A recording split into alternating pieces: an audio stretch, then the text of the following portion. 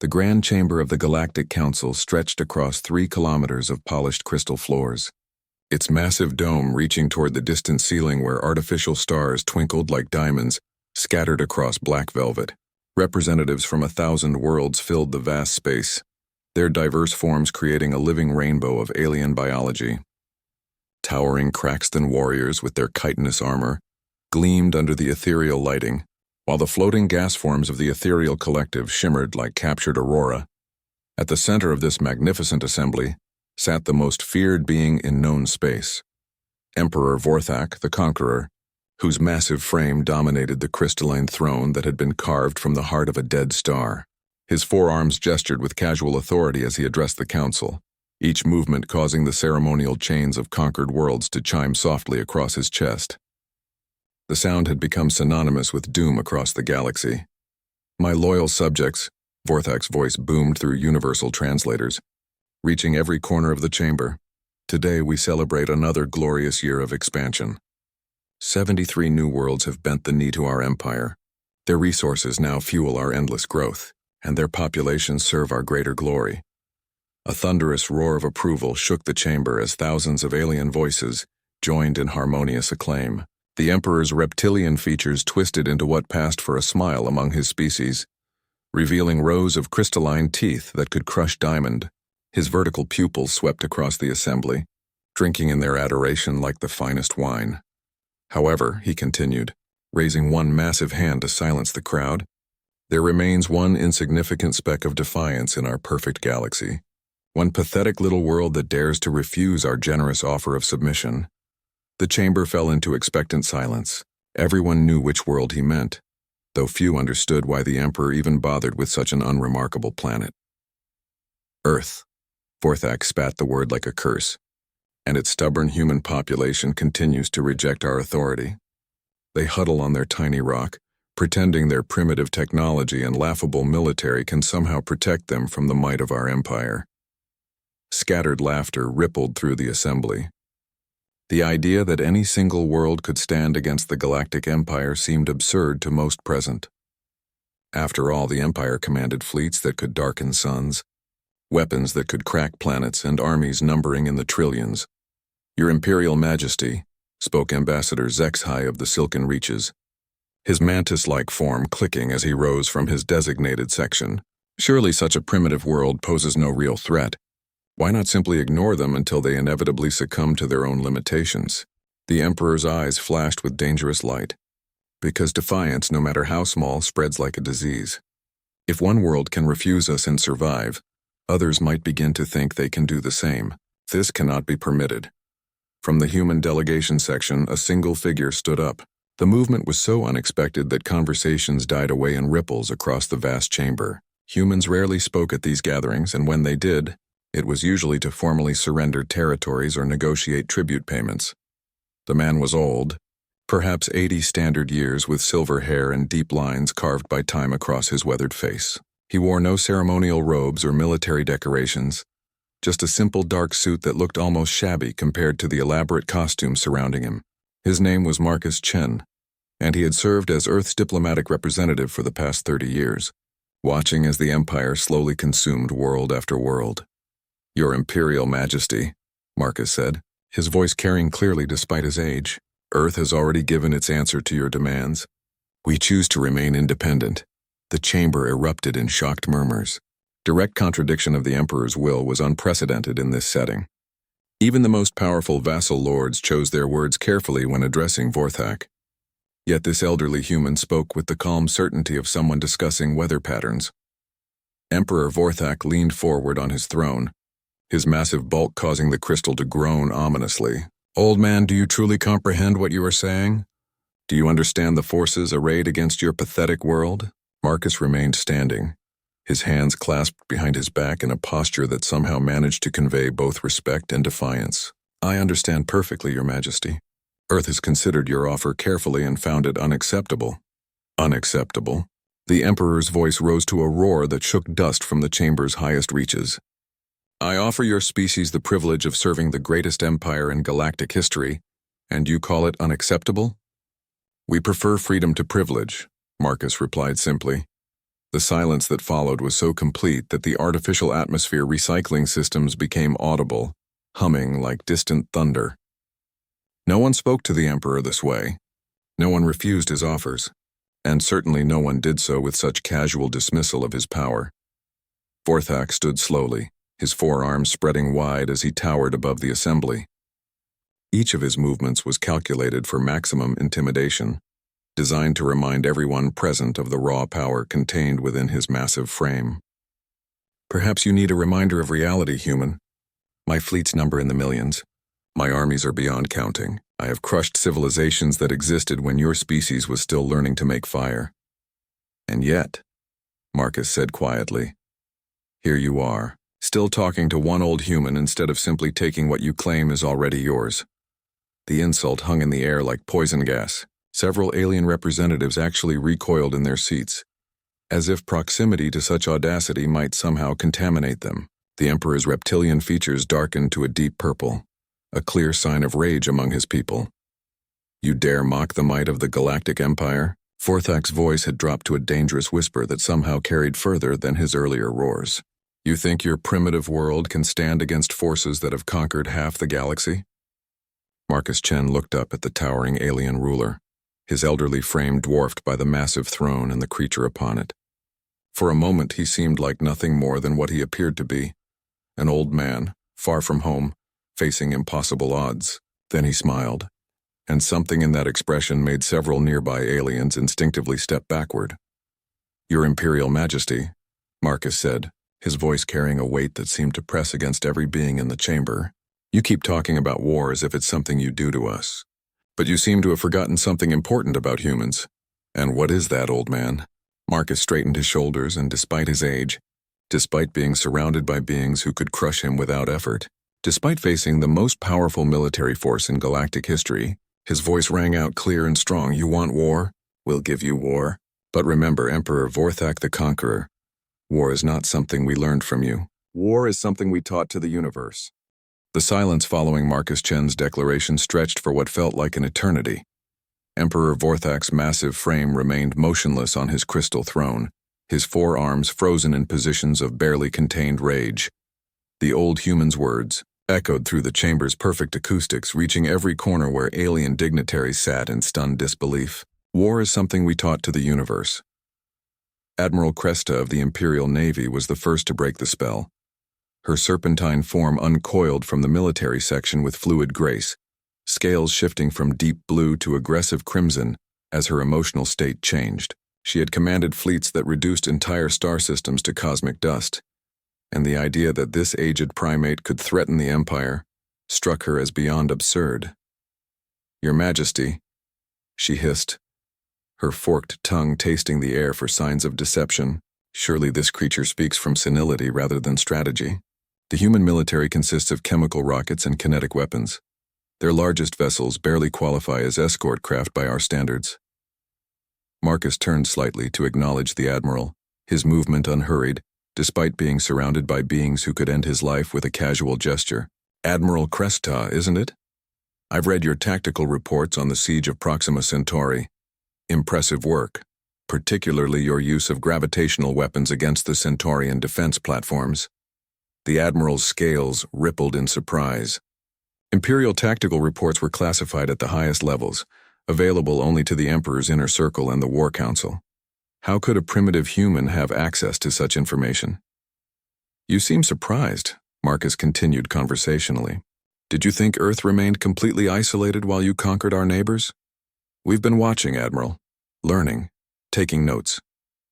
Emperor Vorthak's voice cut through the growing murmur like a blade through silk. Watching means nothing, old man. A child can watch a star burn, but that does not make him capable of igniting suns. True enough, Marcus agreed with a slight nod. But children grow up, don't they? And sometimes they surprise their elders with what they've learned. From his position in the Galactic Intelligence section, Director Nexval's crystalline form began shifting through spectrum frequencies as his analytical mind processed possibilities. His species had served as the Empire's primary intelligence gatherers for 3 centuries, their ability to interface directly with quantum information networks, making them invaluable for espionage, and data analysis. Human Chen, Nexaval's voice, resonated like wind chimes in a hurricane. Our surveillance of Earth indicates a technological base several centuries behind imperial standards. Your species has achieved basic faster-than-light communication and travel, but your weapons technology remains primitive. Your largest military vessels mass less than our fighter craft. Marcus smiled again, that same expression that had unsettled so many observers. Director Nexval, your reports are quite thorough. I particularly enjoyed the section about our quaint tendency toward individual heroics over collective strategy. Tell me, in all your surveillance, did you ever wonder why Earth never attempted to contact other worlds before first contact with the Empire? Primitive technology prevented long-range communication, Nexval responded automatically, though a note of uncertainty crept into his harmonic voice. Actually, Marcus said, reaching into his jacket pocket with deliberate slowness, we had the technology 60 years ago. We simply chose not to use it. He withdrew a small device that looked unremarkable by Imperial standards, a crystalline data storage unit common throughout the galaxy. However, as he activated it, holographic displays filled the air around him with images that caused gasps throughout the chamber. The first image showed Earth's moon, but not as the Empire's scouts had reported it. Instead of a barren satellite, with minimal mining operations, the hologram revealed a massive military complex hidden beneath carefully maintained illusions. Weapons platforms the size of cities tracked across the lunar surface, their designs unlike anything in the Imperial database. You see, Marcus explained as more images materialized, humans learned something very important from studying galactic history. Every civilization that advertised its strength was eventually conquered by something stronger. So we decided to try a different approach. The next series of holograms showed Earth's asteroid belt, but where Imperial surveys reported simple mining operations, the truth revealed orbital shipyards of staggering complexity. Vessels under construction dwarfed Imperial dreadnoughts, their hulls incorporating technologies that shouldn't exist according to the Empire's understanding of human capabilities. Admiral Kresta's scales had shifted to pale yellow, a sign of confusion and growing concern among her species. These images must be fabricated. Our deep space reconnaissance would have detected construction on this scale. Would they? Marcus asked mildly. Director Nexaval, perhaps you could run an analysis on the quantum signatures in these recordings? The crystalline intelligence director's form flickered through rapid spectral shifts as he processed the data. When he finally spoke, his harmonic voice carried undertones of disbelief. The quantum signatures are genuine. These images are real, but the technology required to hide such massive construction projects from our sensors should be impossible for a Type II civilization. Ah, Marcus said, his eyes twinkling with something that might have been amusement. But who told you we were Type II?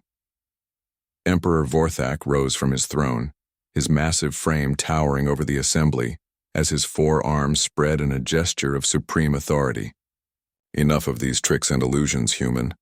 Even if your species possesses hidden military assets, you face the combined might of 1,000 worlds. Mathematics alone makes your defeat inevitable. Mathematics, Marcus repeated thoughtfully. Yes, let's discuss mathematics, Your Majesty. The Empire controls approximately 1,200 inhabited worlds, with a combined military force estimated at 47 trillion personnel across all branches. Your industrial capacity can produce roughly 800 capital ships per standard year, while maintaining a standing fleet of nearly 2 million vessels. The precision of his knowledge sent another ripple of unease through the chamber. These figures were closely guarded imperial secrets, known only to the highest levels of government and military command. However, Marcus continued, those numbers assume that your subject worlds remain loyal during a conflict. They assume your supply lines remain intact. They assume that your enemies fight by the same rules you've grown accustomed to over 3 centuries of conquest. Are you suggesting your single world could disrupt the loyalty of our subjects?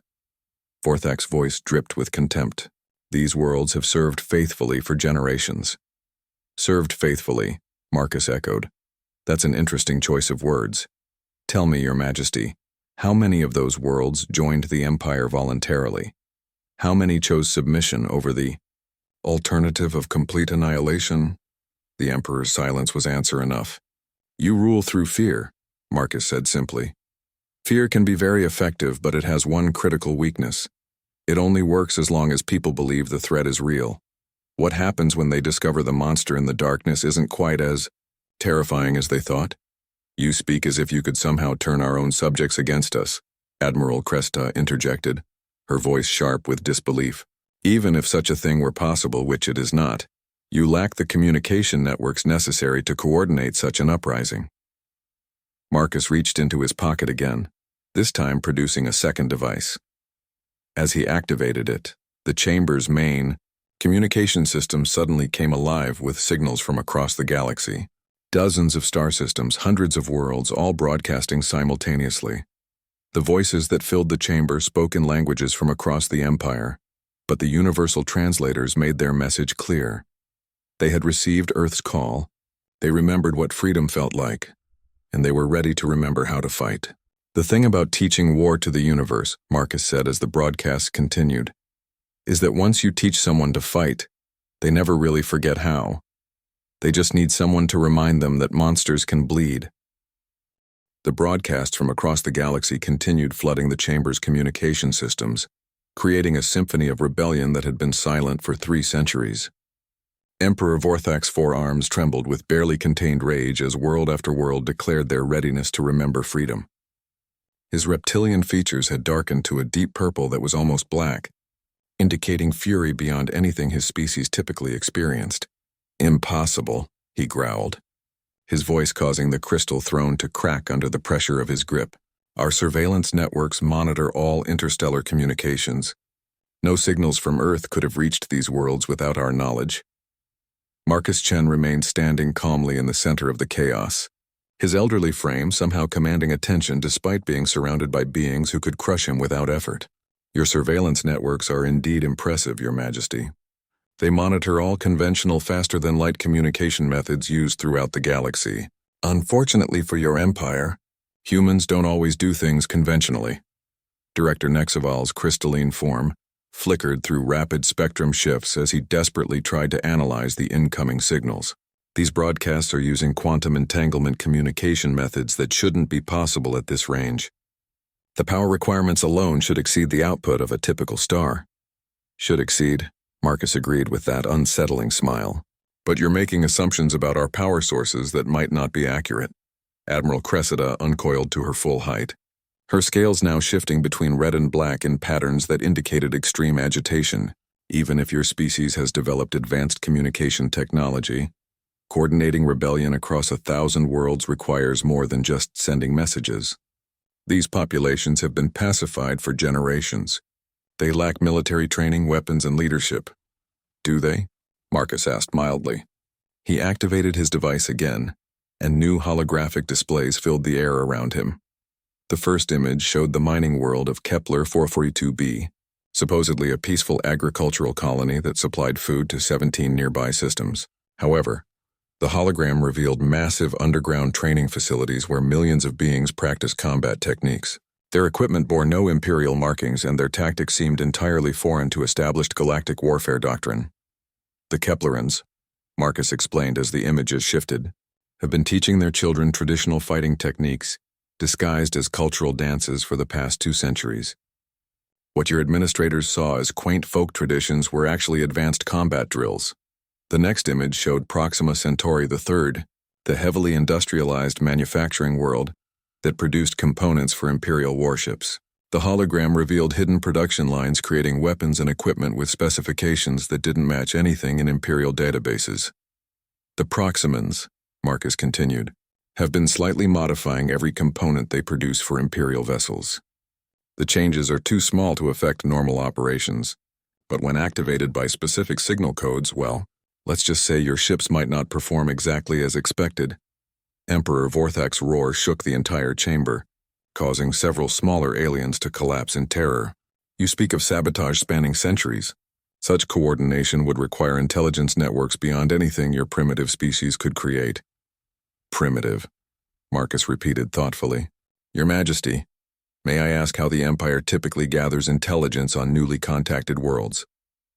Standard protocols involve comprehensive scanning, cultural analysis, and technological assessment, Director Nexval replied automatically, though his harmonic voice carried notes of growing concern. And how long do these assessments typically take? Approximately 6 standard months for complete evaluation.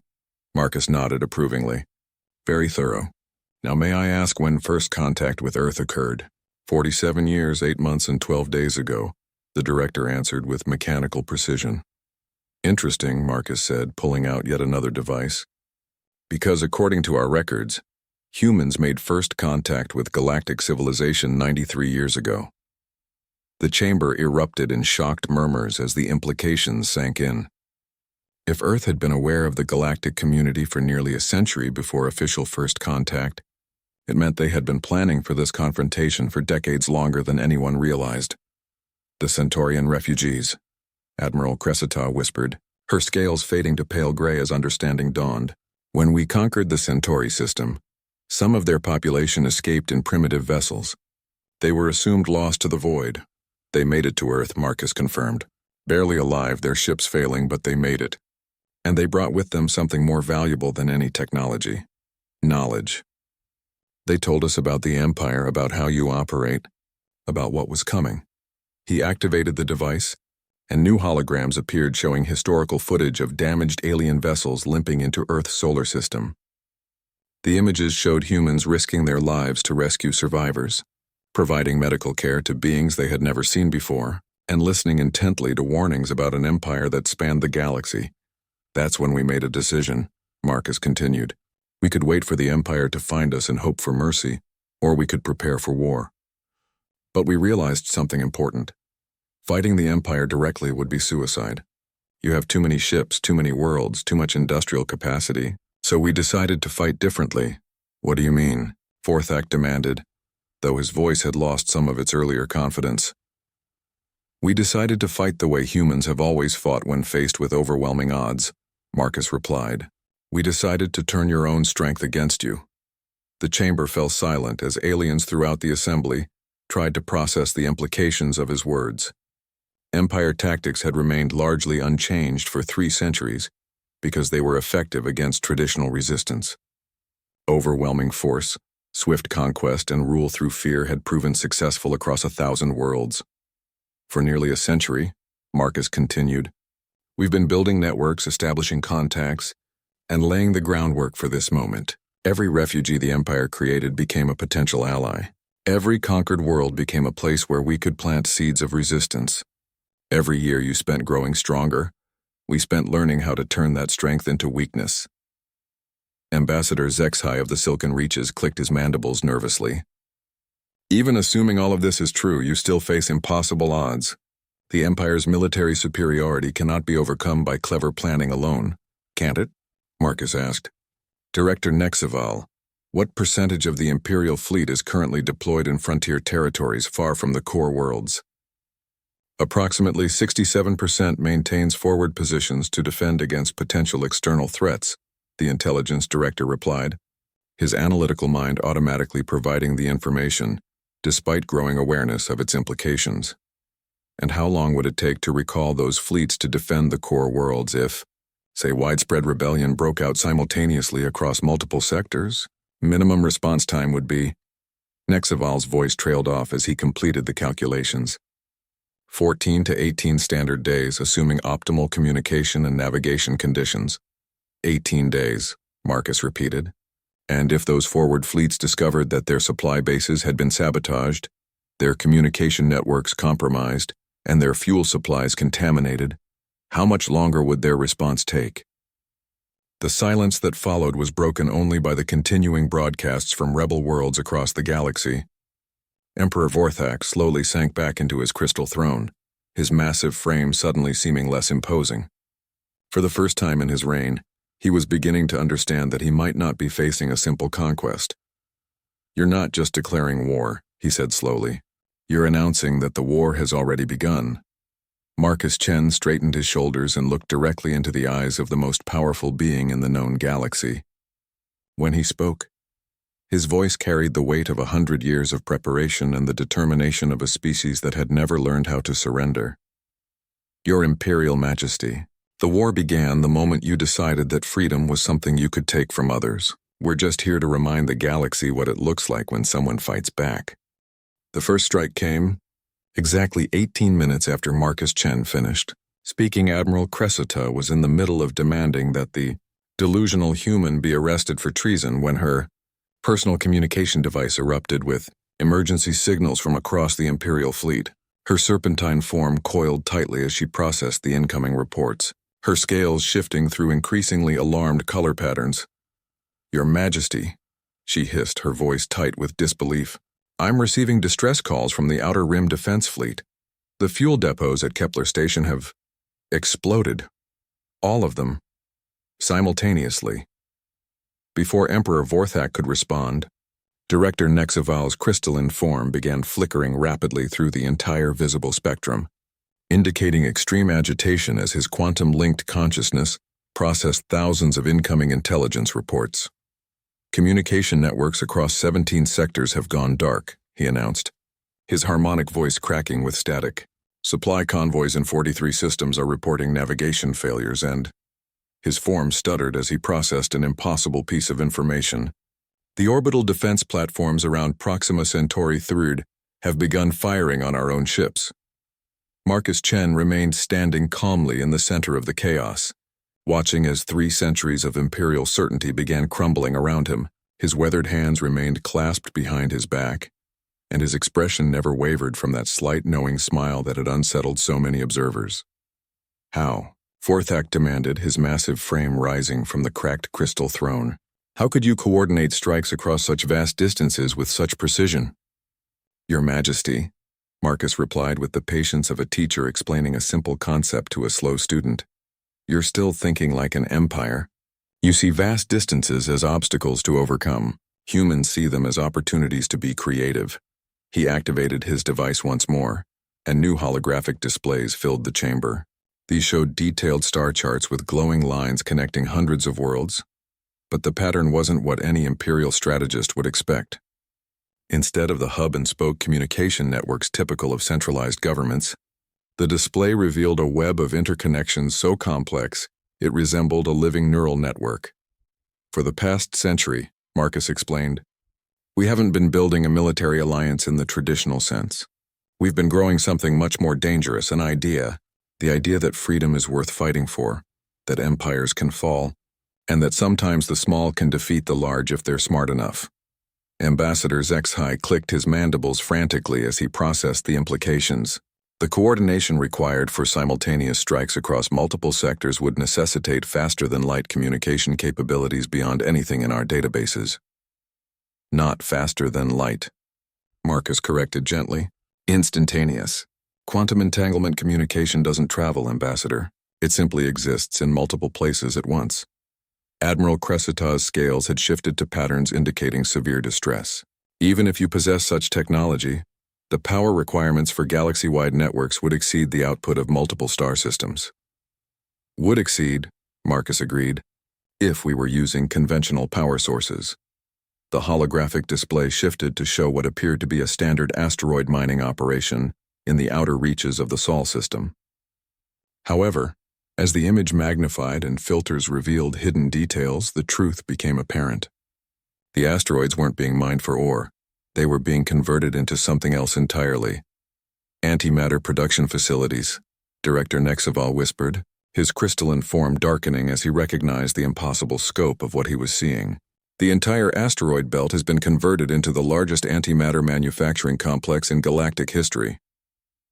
Not the entire belt, Marcus corrected with that maddening calm. Just the parts that weren't already being used for shipbuilding. The display zoomed out to reveal the true scope of human preparation.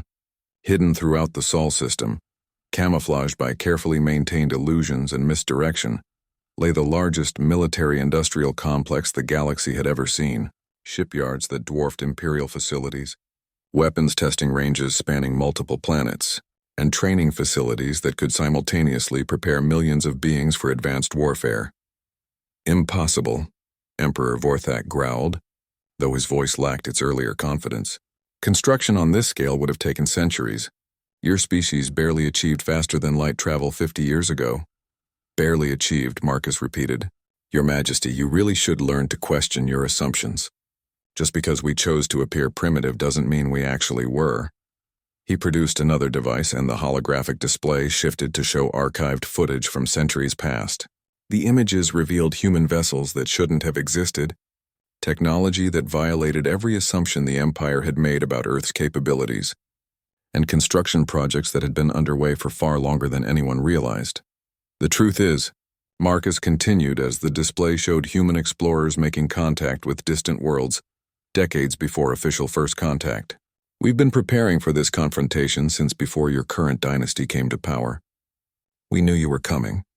We knew what you represented, and we decided that when you arrived, we would be ready. Admiral Cresta's communication device erupted with new emergency signals. Her scales shifted through colors that indicated panic as she processed the incoming reports.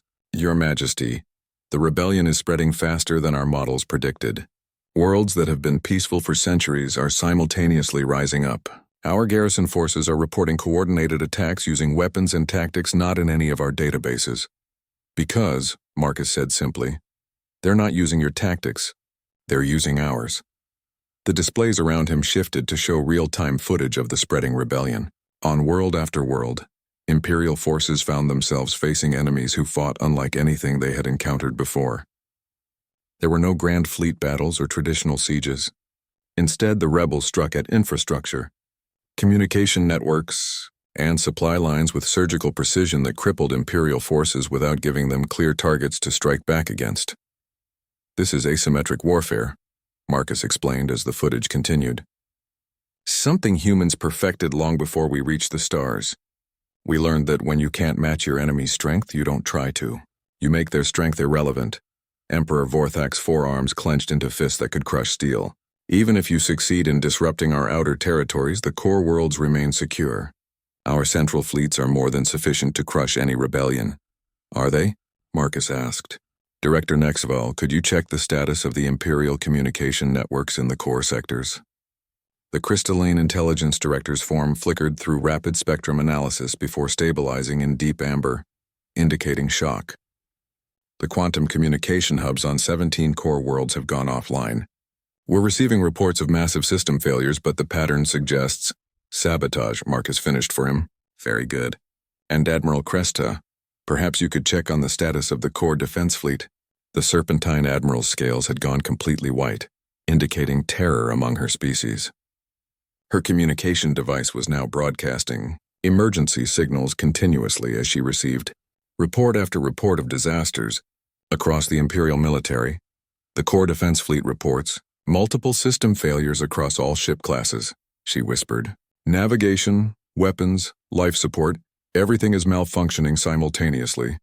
They're requesting immediate evacuation to emergency stations, which are also experiencing system failures, I'd imagine, Marcus said with the same infuriating calm. It's amazing what a few modified components can accomplish when they're activated at precisely the right moment. The chamber erupted in chaos as the reality of the situation finally sank in.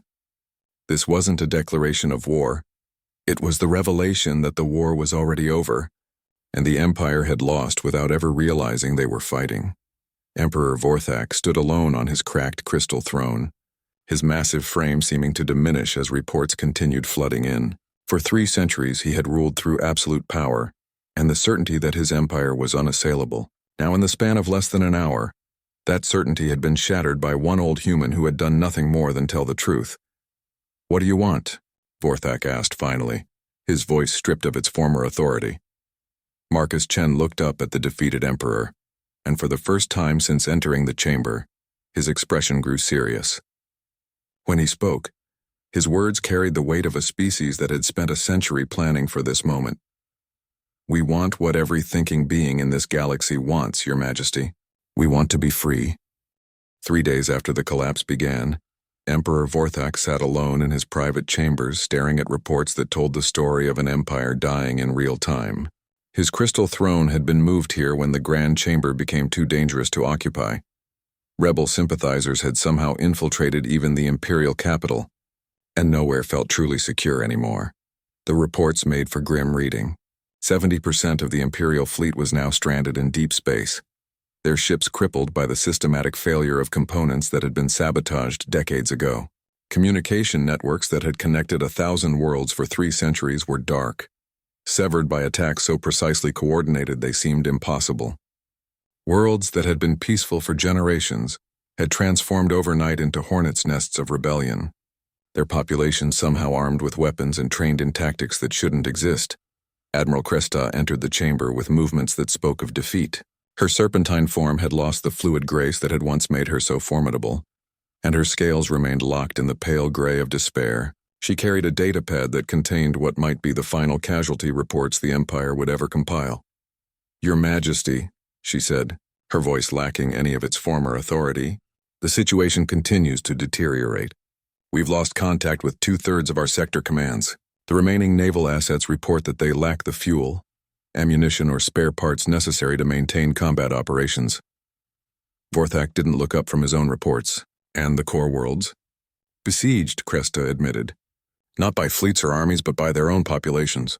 The humans somehow managed to distribute weapons and communication equipment to resistance cells we never knew existed. Our own citizens are turning against us faster than we can track." "How?" Vorthak asked, though he was beginning to suspect he already knew the answer. How did one primitive world accomplish what entire galactic civilizations failed to do? The answer came from an unexpected source. Marcus Chen walked into the Imperial chambers as if he had been invited, flanked by 2 humans who wore no recognizable military uniforms, but moved with the casual confidence of people who knew they controlled the situation. No guards tried to stop them. No alarms sounded. They simply appeared, as if the most secure facility in the galaxy had become as permeable as empty space. "Because we never tried to fight the Empire," Marcus said, settling into a chair across from the massive alien ruler with the same calm demeanor he had displayed 3 days earlier. "We fought the idea of empire." Admiral Cresta coiled defensively, her natural instincts screaming that this human should not be here, could not be here, yet undeniably was. "How did you get past our security?" "What security?" asked one of Marcus's companions, a younger woman with cybernetic implants that flickered with data streams. "Admiral, your security systems were designed by the same contractors who built your fleet components. They've been under our control for longer than you've been using them." Marcus gestured to his companions with casual pride. "Admiral Director, allow me to introduce Captain Sarah Martinez, Head of Human Intelligence Operations, and Commander James Wright, our Chief Strategic Planner. They've been working on this project for most of their adult lives." Commander Wright pulled out a device similar to Marcus's and activated it, filling the chamber with holographic displays that showed the current state of the rebellion. The scope was staggering. Every system, every world, every population center showed signs of coordinated resistance activity. "The thing you never understood about humans," Wright explained as he manipulated the display, "is that we don't just plan for victory. We plan for survival. When we realized the Empire was coming, we didn't ask ourselves how to beat you. We asked ourselves how to make sure that no matter what happened, the idea of freedom would survive." The display shifted to show networks of hidden facilities, secret communication channels, and underground organizations that spanned the galaxy. It was a shadow civilization that had grown within the Empire itself. Invisible to Imperial surveillance but connected by bonds stronger than law or fear. "For a century," Captain Martinez continued, "we've been teaching resistance cells not just how to fight, but how to think, how to question authority, how to remember what life was like before the Empire, how to imagine what life could be like after it falls." Emperor Vorthak finally looked up from his reports, his massive frame somehow seeming smaller than before. "What happens now? Do you intend to execute me? Display my corpse as a warning to others?" Marcus shook his head with something that might have been pity. "Your Majesty, we're not conquerors. We're liberators. The galaxy doesn't need another empire, even one run by humans. It needs something it hasn't had for 3 centuries, the chance to choose its own path." "You speak as if the Empire could simply dissolve," Admiral Cressida said, her voice sharp with disbelief. "Governments don't just disappear because their subjects decide they want freedom, don't they?" Commander Wright asked, manipulating his holographic display to show historical data. "Admiral, how many of your subject worlds joined the Empire voluntarily versus being conquered?" "None joined voluntarily," she admitted reluctantly. But centuries of integration have created dependencies. These worlds rely on imperial infrastructure, trade networks, technological support. Did rely, Captain Martinez corrected. Past tense. For the past century, we've been gradually building alternative networks, trade relationships that bypassed imperial oversight, communication systems that didn't depend on imperial infrastructure, educational programs that taught worlds how to be self-sufficient again. The display shifted to show these hidden networks in action. Worlds that the Empire thought were dependent on imperial support were revealing independent capabilities that had been carefully hidden for decades. Trade routes that had seemed to flow through imperial hubs were actually functioning through clandestine networks that made imperial control irrelevant. We didn't just plan a rebellion, Marcus explained. We planned a transition. The Empire isn't being destroyed. It's being made obsolete. Emperor Vorthak's forearms spread in a gesture that might have been surrender or perhaps simple exhaustion. And what becomes of those who serve the Empire? Do we simply disappear into the void? That depends, Marcus said, his tone remaining conversational despite discussing the fate of trillions of beings. The galaxy will need to figure out how to govern itself without emperors or empires. It will need people who understand how to coordinate across vast distances, how to manage complex systems, how to maintain peace between diverse populations. You're offering positions in whatever replaces the Empire, Krista said, her scales showing the first color changes indicating hope that she had displayed in days. We're offering a chance to be part of building something better, Commander Wright corrected. The galaxy has spent 3 centuries learning how to be subjects. Now it needs to learn how to be citizens again. The holographic display shifted one final time, showing not the collapse of the Empire but its transformation. Worlds were declaring independence, but they were also forming voluntary alliances. Trade networks were expanding rather than contracting as the fear of imperial retribution disappeared. Communication systems were becoming more robust as open cooperation replaced secretive control. This is what we planned for, Captain Martinez said as she watched the display.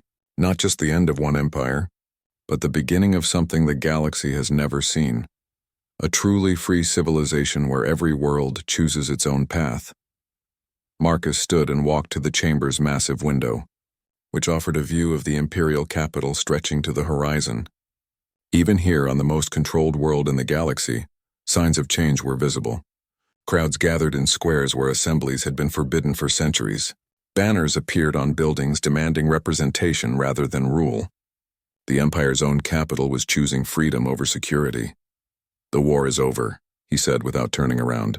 Not because we won and you lost, but because the galaxy has remembered what it means to be free. The only question now is whether you want to help build what comes next, or simply watch it happen from the sidelines. Emperor Vorthak looked around his chamber at the reports of his empire's dissolution, at the humans who had orchestrated it with patience and precision that spanned generations, and at the choices that lay before him. For the first time in his reign, he had to make a decision not as an emperor, but as simply another citizen of a galaxy that was choosing its own future. The age of empire was ending. The age of freedom was about to begin. 2 months after the Empire's collapse, Marcus Chen stood on the observation deck of humanity's first official diplomatic vessel as it approached the coordinates for what would become known as the Free Worlds Assembly. Around him, space buzzed with activity, unlike anything the galaxy had seen in 3 centuries.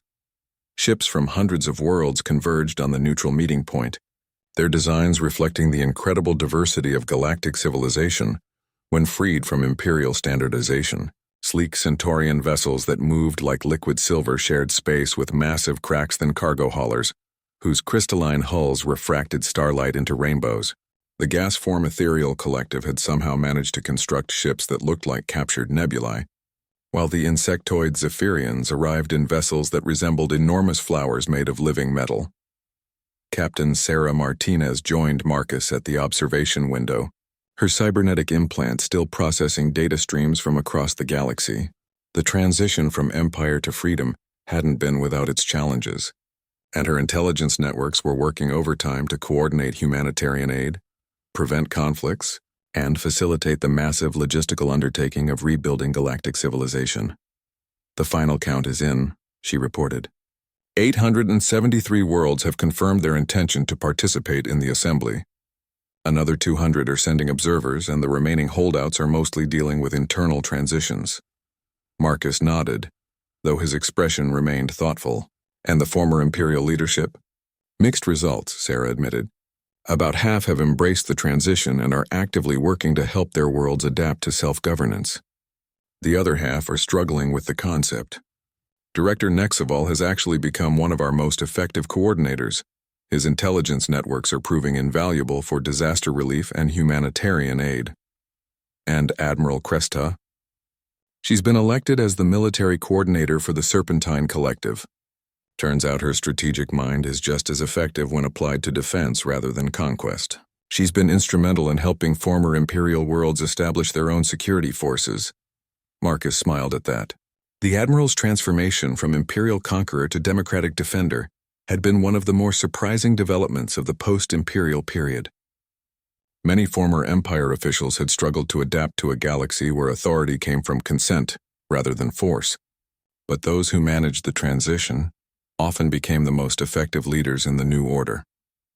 Commander James Wright approached from the communication station, his expression carrying the focused intensity that had made him such an effective strategic planner.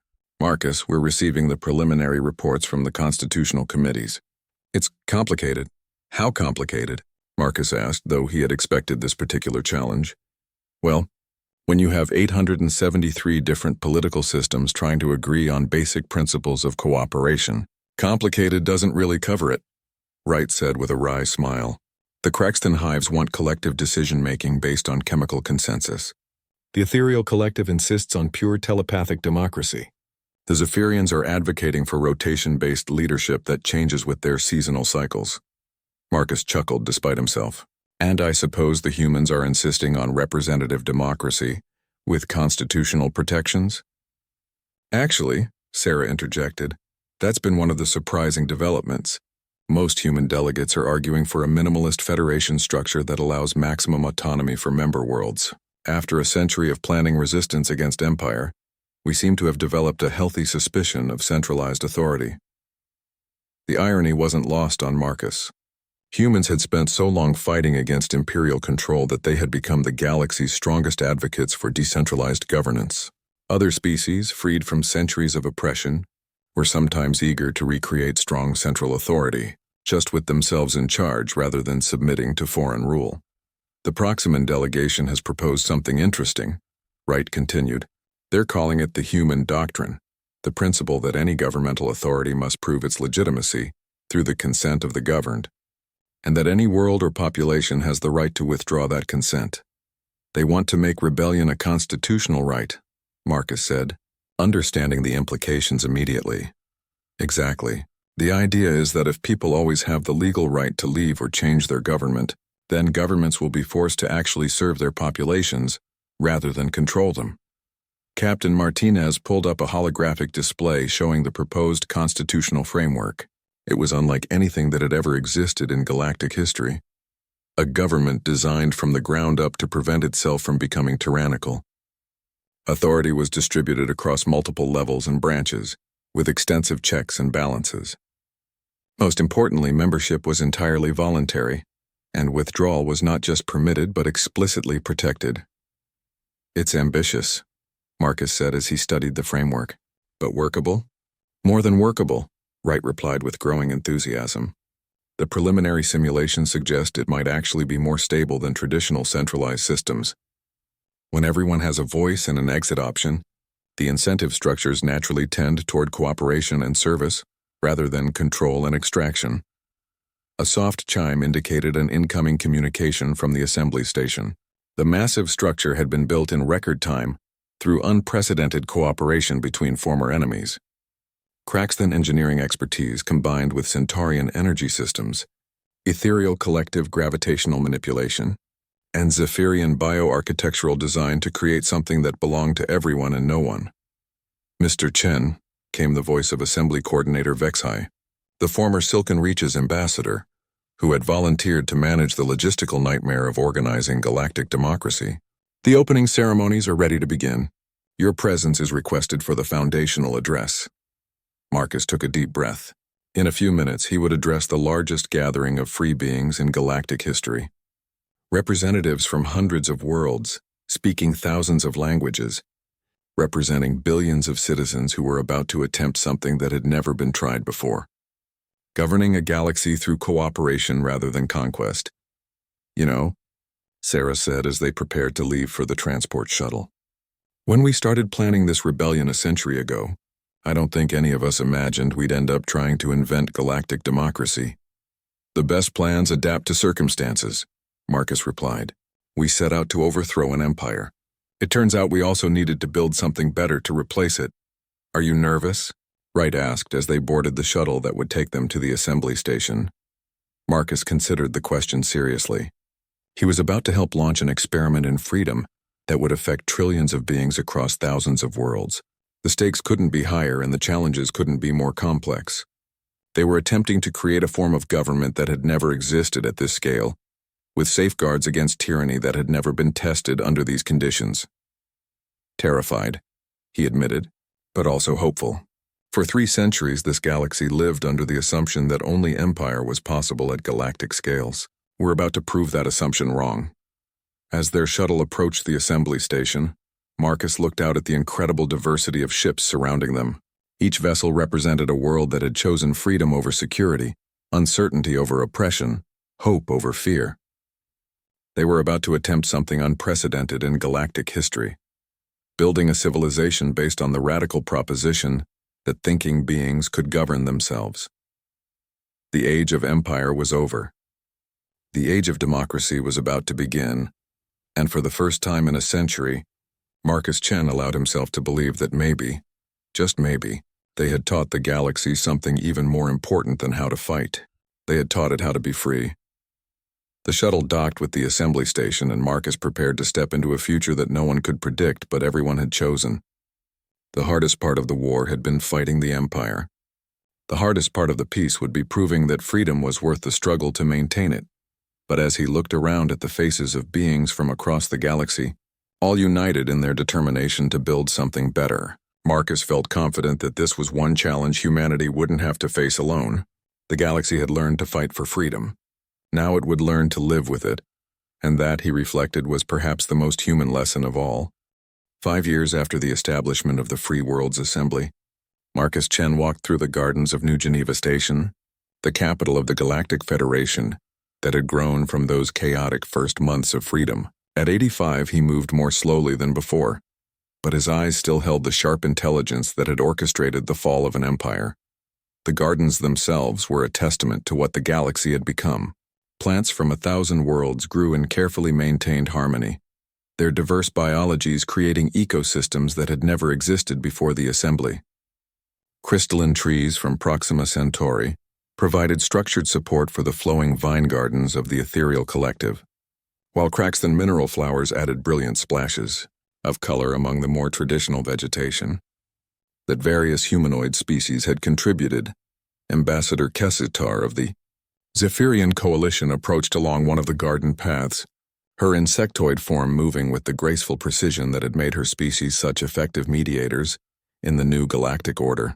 She had been one of the youngest delegates at the original assembly, and 5 years of democratic governance had shaped her into one of its most respected voices.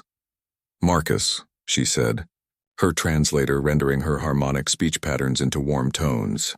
The Historical Commission is ready to begin the final interviews for the official record. Are you certain you want to participate? The questions will be comprehensive. Marcus settled onto a bench that overlooked a pond where aquatic plants from dozen worlds created an underwater rainbow. At my age, Kessitar, comprehensiveness might be a luxury I can't afford to postpone. She joined him on the bench, her compound eyes reflecting the diverse colors of the garden around them. The galaxy owes you a debt that can never be repaid. You and your species gave us back our freedom. We gave the galaxy a choice, Marcus corrected gently. What you did with that choice was up to you. It was a conversation they'd had before, but one that remained important to him. The human tendency to take credit for the galaxy's transformation troubled Marcus, particularly as younger generations began treating the liberation as something humans had done to the galaxy, rather than something the galaxy had done for itself. The preliminary reports from the Outer Rim. Territories are encouraging, Kestar continued. Shifting to more current matters. The newest member worlds are adapting to democratic governance faster than the psychological projections predicted. Marcus nodded, pleased but not surprised. The Free Worlds Assembly had learned from its early mistakes and developed sophisticated systems for helping newly independent worlds transition to self-governance. It was no longer the desperate improvisation of those first chaotic months, but a refined process that honored each world's unique culture while providing the support needed for stable democracy. "And the Vorthak situation?" he asked. Kessitar's antennae twitched in what Marcus had learned was her species' equivalent of a thoughtful pause. "He's been elected to a third term as president of the reformed Imperial Worlds. His approval ratings remain high, and his policy of aggressive reconciliation has been remarkably successful at integrating former Imperial strongholds into the Assembly.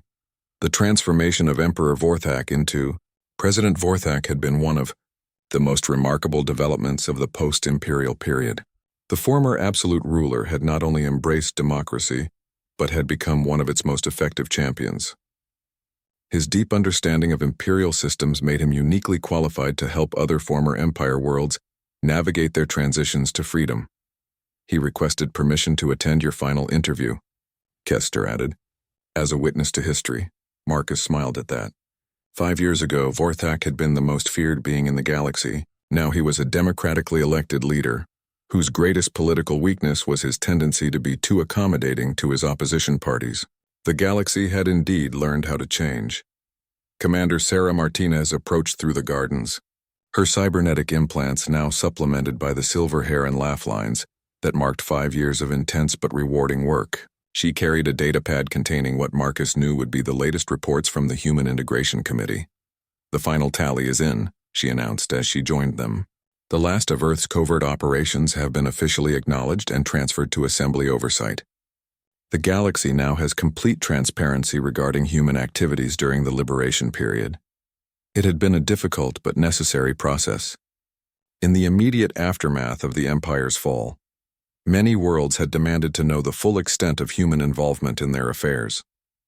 The revelation that humans had been influencing galactic civilization for a century had created trust issues that required years of careful diplomacy to resolve. "Any remaining grievances?" Marcus asked. "Surprisingly few," Sarah replied. "Most worlds have come to view our involvement as beneficial in retrospect, particularly given how thoroughly we documented everything and how willingly we've submitted to Assembly oversight." "And the holdout worlds?" "The Rigelian Republic finally agreed to join last month. That leaves only 17 worlds maintaining complete independence, and even they participate in most Assembly programs on a voluntary basis." Marcus nodded approvingly. The fact that some worlds chose to remain completely independent was actually seen as a strength of the Assembly system rather than a weakness. A voluntary association that allowed for non-participation was more robust than one that demanded universal membership. Dr. Elena Vasquez approached from the direction of the station's central hub, her role as Chief Historical Officer, making her responsible for ensuring that the story of the liberation was accurately preserved for future generations. She carried recording equipment that would capture not just words but full sensory data, creating historical records of unprecedented depth and accuracy. "Marcus," she said warmly, "thank you for agreeing to this final interview. Future historians will be grateful for your perspective on these events." "Just remember," Marcus replied as they began walking toward the interview facility, "this is one human's perspective on a galactic transformation. The real story belongs to every world that chose freedom over security." As they walked, Marcus reflected on the journey that had brought them to this point. A century ago, a handful of human refugees had brought warnings about an approaching empire. That warning had sparked a century of preparation that culminated in the liberation of a galaxy. But the real achievement wasn't the fall of empire. It was what came after. The Free Worlds Assembly wasn't perfect. Democratic governance at galactic scales created challenges that required constant innovation and compromise. Different species had different concepts of representation, justice, and individual rights that sometimes conflicted in complex ways. Economic systems developed for imperial exploitation had to be completely rebuilt to serve free populations. But it worked. Against all historical precedent, against all conventional wisdom about governance at such scales, it actually worked. The galaxy was more prosperous, more peaceful, and more innovative than it had ever been under Imperial rule. Wars still occurred, but they were resolved through assembly mediation rather than escalation. Trade flowed more freely than ever before. Scientific advancement accelerated as information sharing replaced Imperial secrecy. Most importantly, an entire generation was growing up across the galaxy with the assumption that freedom was normal, that governments served their populations, and that individual beings had inherent rights that no authority could legitimately violate. The children of 1,000 worlds were learning to think like citizens rather than subjects. "You know what I'm most proud of?"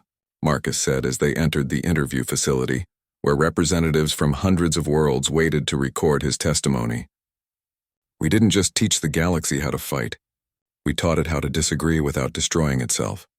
The recording equipment activated, and Marcus began telling the story one final time. But as he spoke, he knew that the real story wasn't ending. It was just beginning. Humanity had sparked a galactic transformation, but the galaxy itself would write the next chapters. The Age of Empire was a historical footnote. The Age of Freedom was the future, and it belonged to everyone who chose to claim it. As Marcus spoke to the assembled historians, he caught sight of Earth through one of the facility's windows. The small blue world that had once seemed so insignificant now held a place of honor in galactic civilization, not as a conqueror or ruler, but as a teacher and friend. Humanity had taught the galaxy that size didn't matter, that the small could defeat the large, and that freedom was always worth fighting for. In return, the galaxy had taught humanity that their greatest strength wasn't their ability to wage war, but their capacity to inspire others to choose hope over fear. It was, Marcus reflected as he continued his testimony, a fair exchange, and proof that when thinking beings chose to work together rather than against each other, there was no limit to what they could achieve. The interview continued deep into the station's night cycle, but Marcus never grew tired of telling the story. After all, it was the greatest story ever told, the story